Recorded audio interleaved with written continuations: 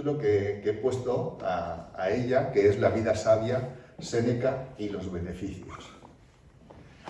Bueno, los beneficios, ¿no? Qué vocablo, ¿no? Que es un vocablo que nos evoca a nosotros en el mundo contemporáneo. ¿Qué nos evoca? Los beneficios. ¿Qué nos evoca? Nos evoca, ¿no? El dinero, ¿no? El dinero, ¿no? La ganancia, ¿no? La ganancia, ¿no? Los beneficios, la ganancia. Y sobre todo la ganancia que está relacionada con el aspecto crematístico, ¿no? de la acción. Es decir, una acción que trae una mejora de tipo material, ¿no? Y bueno, pues como ahora veremos a través de la disertación, sin ser esto totalmente incierto, es decir, que Séneca trata un aspecto de los beneficios en el aspecto material, como vamos a ver, no es el tema fundamental, ¿no? El tema fundamental, porque los beneficios, como veremos en Séneca, se refieren a un amplio espectro, digamos que abarca a todas las facetas de la condición humana. Y podríamos hablar entonces de los beneficios en el plano material, los beneficios en el plano psicológico, en un plano mental o incluso los beneficios en la dimensión espiritual, que es quizás la que yo quisiera resaltar. Para situarnos un poco en el tiempo, tras la muerte de Sócrates que bueno, fallece en el 399, pues en Atenas, tras beber la cicuta, ¿no? En ejecución de la condena que le impuso, ¿no? el tribunal, y esto causó una gran conmoción. A partir de ahí empezaron a surgir discípulos de él que asimilan sus planteamientos filosóficos en distintos aspectos y se llegan a formar distintas corrientes filosóficas. Sabemos, pues, la tan conocida Academia de Platón, que la funda este discípulo, pues también otros como Antístenes, Diógenes, en fin. Es decir, que Sócrates, con sus enseñanzas y con su modo de vida, se había constituido en una especie de preceptor o maestro en el arte de filosofar y de llevar una vida acorde a la filosofía de vida. Es decir, aquella que en el corazón del hombre y en su entendimiento había comprendido como que era la más sabia, la más justa, la más buena, ¿no? Precisamente a raíz de estas enseñanzas pues empiezan a surgir otros filósofos, que en este caso Zenón de Citium, que es el precursor griego de la corriente que nosotros llamamos por estoica. Y se le llama estoica porque él comenzó a hacer sus pláticas, a hacer sus disertaciones al estilo socrático, en un pórtico en Atenas que estaba pintado, que se llamaba Estoa. Pues ahí comenzó Zenón de Citium pues, a platicar, ¿no? Y justamente pues, todas aquellas personas que se adherían en esa comprensión que él planteaba, Zenón, y empezaba a adoptar esa vida acorde, ¿no? A esos planteamientos, empezaron a llamarse pues, los estoicos, es decir, los que se reunían en la estoa, ¿no? Pues para filosofar. Los que se reunían en la academia que había fundado Platón, pues se le llamaban los académicos. Los que se reunían en el liceo, pues los peripatéticos le llamaban, porque paseaban, disertaban o filosofaban caminando, y así sucesivamente.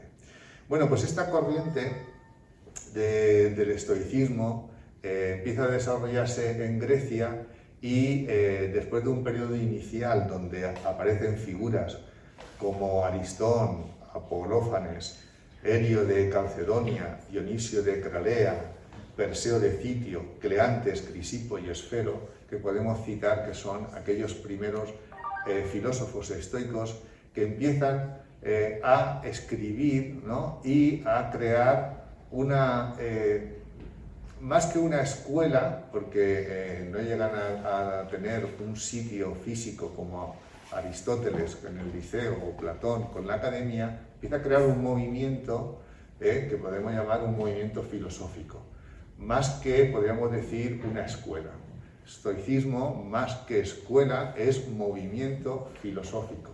Alberga una serie de principios, de una manera de entender el mundo, la vida, una forma de razonar, de comprender al hombre, una forma de estar en el mundo, ¿no? Y entonces esta línea de pensar y de sentir la vida se va constituyendo poco a poco en un movimiento, ¿no?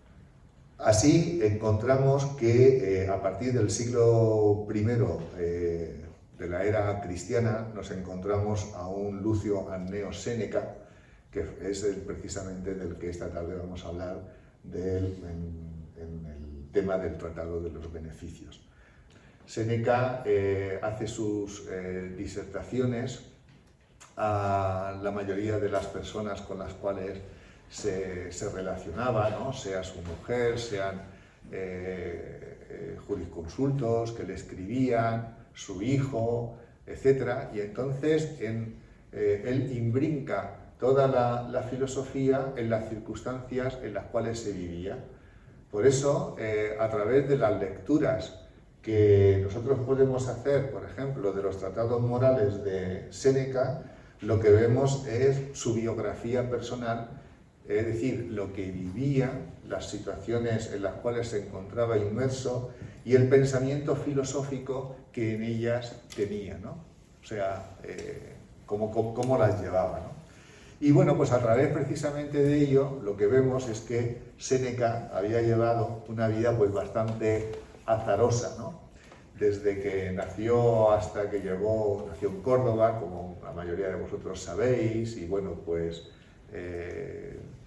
su familia se trasladó a Roma, y es, bueno, gracias a ellos a que el mundo romano pues ha podido disfrutar una de las glorias hispanas, ¿no? Aparte de Trajano y Adriano, es decir, Hispania, la provincia Hispania dio al mundo romano pues tres personajes históricos de gran nivel, ¿no? Séneca, Trajano y Adriano, ¿no? Yo resaltaría de la lectura es un poco el estilo que es diferente al que vamos a encontrar a Marco Aurelio o a Epícteto, para que vosotros un poco, que es un estilo, podríamos decir, retórico, un estilo de la época, y que a la hora de leerlo nosotros nos cuesta un poco porque no estamos acostumbrados a esa sintaxis, ¿no?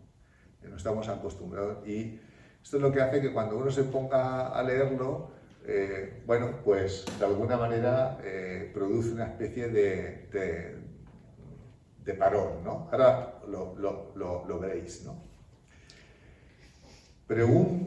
Pregúntasme, Lucilo, cómo se compadece que gobernándose el mundo con divina providencia sucedan muchos males a los hombres buenos. Dárete razón de esto con más comodidad en el contexto del libro, cuando probare que a todas las cosas preside la providencia divina y que nos asiste Dios, pero porque has mostrado gusto de que se separe del todo esta parte y que quedando entero el negocio se decida este artículo, lo haré, por no ser cosa difícil al que hace la causa de los dioses. Un poco una sintaxis un poco extraña a la forma narrativa en la cual hoy nosotros pues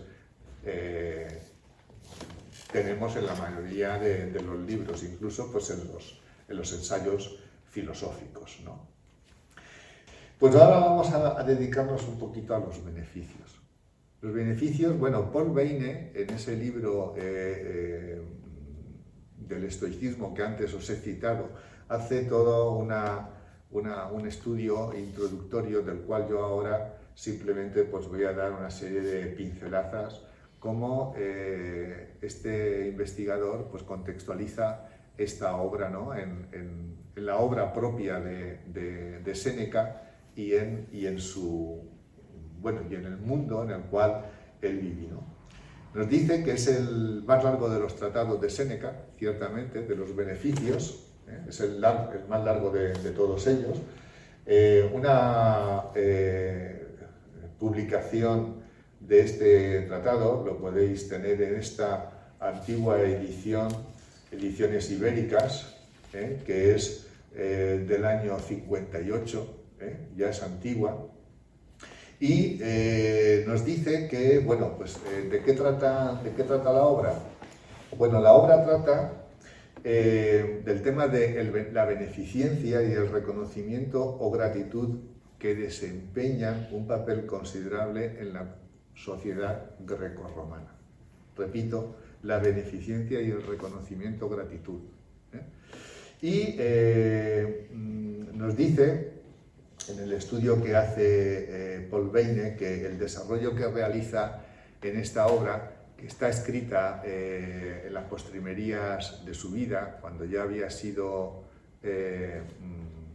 apartado por Nerón de esa labor preceptora, ¿no? y de consejero que había desarrollado durante varios años, pues que lo que encontramos, pues precisamente que había sido escrito un poco considerando los distintos vaivenes de su existencia, ¿no?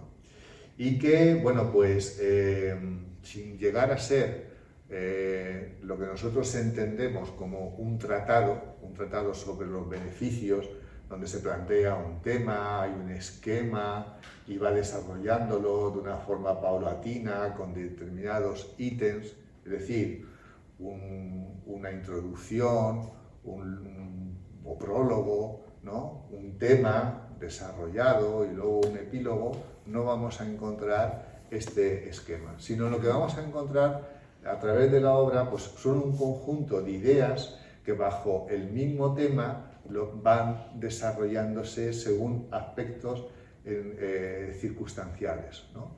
En este caso, pues, como él nos dice, da lugar a que el tratado, pues, muchas de las ideas pues, están inconexas, y en uno de los capítulos trata un aspecto de la cuestión y 5 capítulos después trata otra vez otro aspecto, ¿no? Y está un poco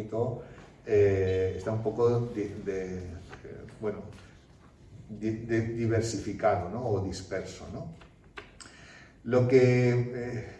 ¿Por qué la beneficencia era importante en los beneficios? Los beneficios están relacionados con la beneficencia, es decir, el carácter benefactor que debe de realizar el hombre que aspira a llevar en su labor, ¿no? Una actitud de tipo benéfica, es decir, que realice un bien para los demás, ¿no?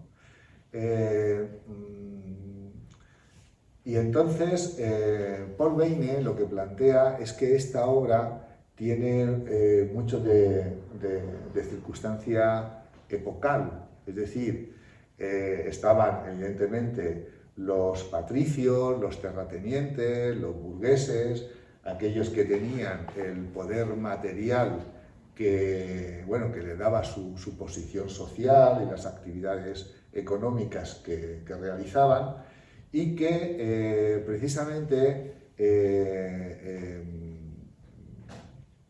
qué papel debían de jugar desde esa posición como benefactores de la obra pública o benefactores de las necesidades y de los intereses de aquellos que estaban a su cargo, de aquellos que estaban bajo su dependencia, sean los esclavos, sean los libertos, sean los clientes, etcétera, etcétera, etcétera. Es decir, y esto ahora nosotros lo llamamos nosotros como un mecenas, lo llamamos como un protector, ¿no? Lo llamamos ahora, por ejemplo, responsabilidad social corporativa, ¿no?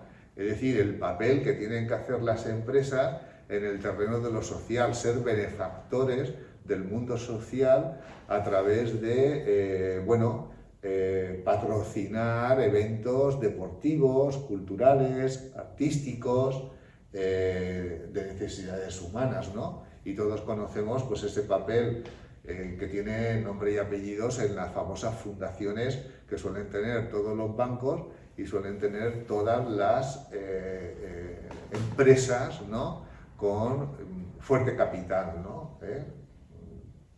Todos los conocemos, ¿no? Pues no es muy diferente, llevándolo al mundo actual, el papel benefactor que debía de realizar los patricios, los terratenientes, como decía, los que poseían, ¿no? El poder material sobre aquellos aspectos de la capa social que necesitaban subvertir sus necesidades en lo privado, o también ser benefactores de obras públicas y realizar una labor en pie y en pro de la generalidad de los ciudadanos. Pues precisamente lo que trata a través de esta obra Séneca es de moralizar la actitud que debe de seguir aquel que hace beneficios, es decir, aquel que, como ahora veremos, trata de cubrir una necesidad que los demás pues necesitan, ¿no? Bueno, pues en el estudio que hace Paul Veyne, precisamente plantea que el origen de la beneficencia, como luego nosotros ahora, hoy en día, se sigue haciendo beneficencia. Es decir, muchas entidades, ¿no?, que podemos llamar de ayuda social, ¿no? Esto nosotros llamamos ayuda social, pero es una beneficencia. Es decir, no es una beneficencia institucional, aunque sí que hay una beneficencia institucional. Hoy en día, pues por ejemplo, el Estado, dentro de sus presupuestos, es el que se encarga de la obra pública, ¿no? Es el que se encarga también de hospitales, pero en aquella época no habían hospitales, en aquella época no había baños, por ejemplo, ¿no? Porque el erario público se dedicaba pues a otras cosas, ¿no? Y aunque también se hacían con dinero público, pero era más la iniciativa privada la que los hacía, ¿no? Y pues precisamente a partir de este momento es cuando se empieza a formar justamente el concepto de beneficencia, es decir, hacer obras buenas para los demás, ¿no? Y que, pues estaba relacionada con ciertas consideraciones filosóficas que ahora un poco voy a comentar. Y esta idea de la beneficencia como comportamiento, como actitud, estaba enraizada con una comprensión de la virtud de la humanidad, de la virtud de que somos seres humanos. Todos participamos del mismo principio divino, con lo cual los aspectos existenciales que nos diferencian debían de supeditarse precisamente a ese sentimiento de fraternidad, a ese sentimiento de todos los seres humanos proceder del mismo principio divino, ¿no? Y que serían las vicisitudes de la existencia lo que nos ha hecho el que unos podamos haber nacido en una familia, podamos haber nacido en otra, podamos haber tenido unas circunstancias más favorables, más adversas, ¿no es cierto? Y que precisamente esa virtud de la humanidad lo que llevaba es a que el filósofo o el sabio, y en este caso el benefactor, aquel que hacía esos beneficios, estuviese instalado en esa perspectiva, para eludir precisamente que la finalidad de esa actividad benéfica fuera una contraprestación, ¿no? La beneficencia basada en el sentido de la humanidad que yo he encontrado aquí en Séneca es una relación recíproca, es una relación de que la lleva a ser hasta una virtud, porque la beneficencia está enraizada en la noción de la obligación o del deber del hombre, sea en la posición en la que se encuentre, de hacer el bien, de hacer algo por los demás. Y que no hay nadie que esté desprovisto de esa facultad, de ese poder que deviene de esa naturaleza divina que forma parte de la esencia humana, ¿no? Y que, precisamente esto yo quisiera expresarlo con las propias palabras de Séneca, Y dice en el capítulo, esta actitud ética a la cual Séneca invita a desarrollar. Repito, actitud ética, actitud que también va acompañada del comportamiento. No se trata únicamente de saber que así esta es la actitud que hay que tener, sino esta es la actitud que hay que tener y en la forma consecuente como hay que actuar, ¿no? Y dice, ¿qué cosa es beneficio? Es una acción benévola, es decir, es una acción que hace el bien, que da gozo recibiéndola y está con pronta y dispuesta voluntad al que la hace. Buena voluntad. Y esa es la esencia del beneficio. ¿Qué es un beneficio? Es decir, ¿qué es lo que hace un bien? Una acción que da gozo recibiéndola y está pronta y dispuesta la voluntad. De modo que lo que se hace o lo que se da no es de tanta consideración como el ánimo con que se da y se hace. Porque el beneficio no consiste en lo que se hace o se da, sino en la voluntad del que lo da o lo hace. La buena voluntad por encima de todo.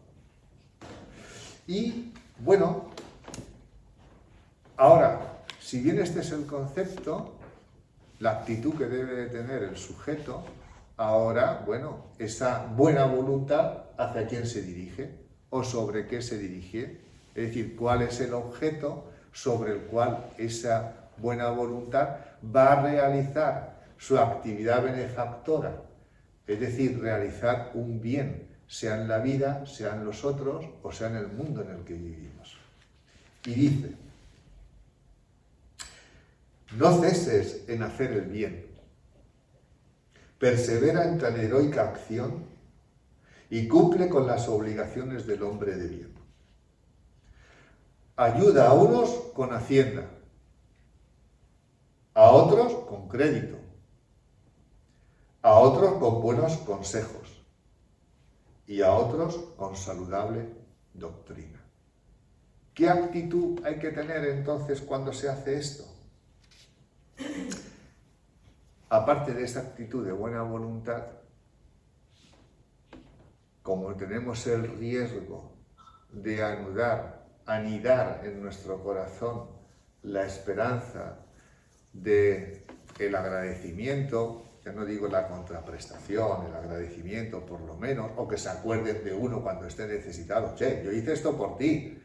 Luego vamos y le pasamos factura, ¿no? Como si dijéramos, ¿no?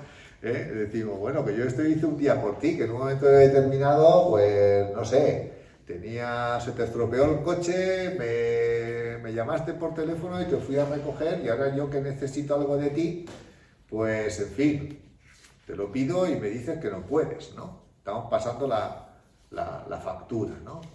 Esto, ¿no? Bueno, esto también lo trata Séneca. Trata este tema Séneca. Y dice: cuando yo hice alguna buena obra, hácela solo por hacerla, con atención a que nadie escribe en el libro de cuentas las dávidas que se hacen. Ni el acreedor pone demanda al deudor el mismo día en que hizo el beneficio. No llevar cuentas. Es decir, una especie de olvido de sí mismo, o sea, a la hora de realizar ese carácter benefactor, o a la hora de realizar esa acción benéfica, ¿no? Con la hacienda, con el crédito, con las buenas palabras, o con la buena doctrina que está ahí, como antes he comentado, ¿no? No llevar cuentas, ¿no? Es decir, no buscar la recompensa, no buscar la contraprestación. Porque el varón bueno no se acuerda de los beneficios que hizo, ni los trae a la memoria, porque de otra manera no fueran beneficios, sino empréstitos. Torpe usura. Torpe usura. Lo llama. Tremendo, tremendo. Y bueno, pues quisiera terminar con una anécdota sobre Sócrates con respecto a esto, ¿no? Que era Sócrates, para todo el mundo de los filósofos antiguos, incluso hasta el mundo contemporáneo, pues sigue siendo un ejemplo, ¿no? de vida en muchos aspectos. No solamente por la enseñanza que transmitió a sus discípulos y que ha dejado en buena parte recogida Platón, ¿no? Sino también, bueno, pues como huella de un ideal de vida filosófica, ¿no? que llega pues hasta nuestros días. Y Séneca, de esa actitud, ¿no? y de ese comportamiento benefactor, ¿no? cita una anécdota de Sócrates con la cual yo quisiera hacer la antesala de la conclusión de esta breve disertación. Bueno, breve, no, ya un poco larga. Bueno, cuenta que ofreciendo muchas personas a Sócrates muchas dávidas, porque Sócrates hacía muchas cosas buenas por los demás y muchas personas le ofrecían dávidas, cada uno según su posibilidad. Asquises, un pobre discípulo suyo, le dijo a Sócrates: yo no hallo cosa que poderte dar que sea digna de ti, y con esto confieso mi pobreza, y así te doy lo que solamente tengo, que es a mí mismo. Suplícote que admitas con gusto esta dávida, aunque es pequeña, advirtiendo el que por mucho que los demás te hayan dado, han reservado mucho para sí. No hay pobre en el mundo. ¿Y qué le dijo Sócrates? A lo cual respondió Sócrates: ¿por qué no has de juzgar tú que me has hecho grande dávida, si no es que te estimas en poco? Por cuenta mía quede el volverte a ti mismo mejorado de como a mí te entregas.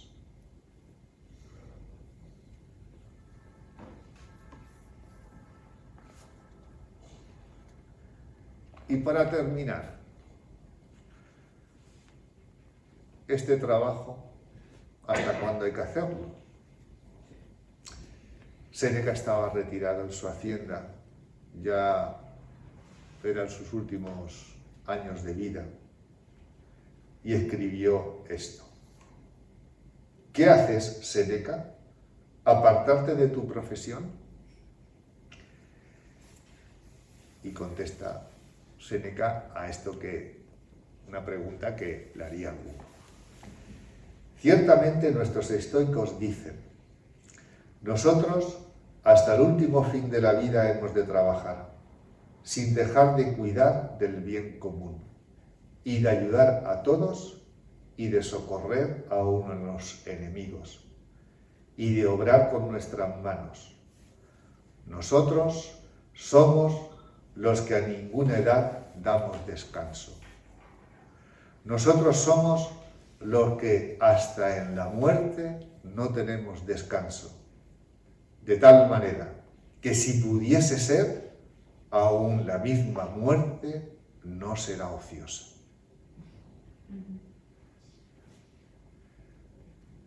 Oh Gran Padre, no me dejes caer en la tentación de querer descansar a cualquier precio, y que toda nuestra vida, hasta el último aliento o incluso más allá, se podría ser estoico incluso en el más allá, bueno,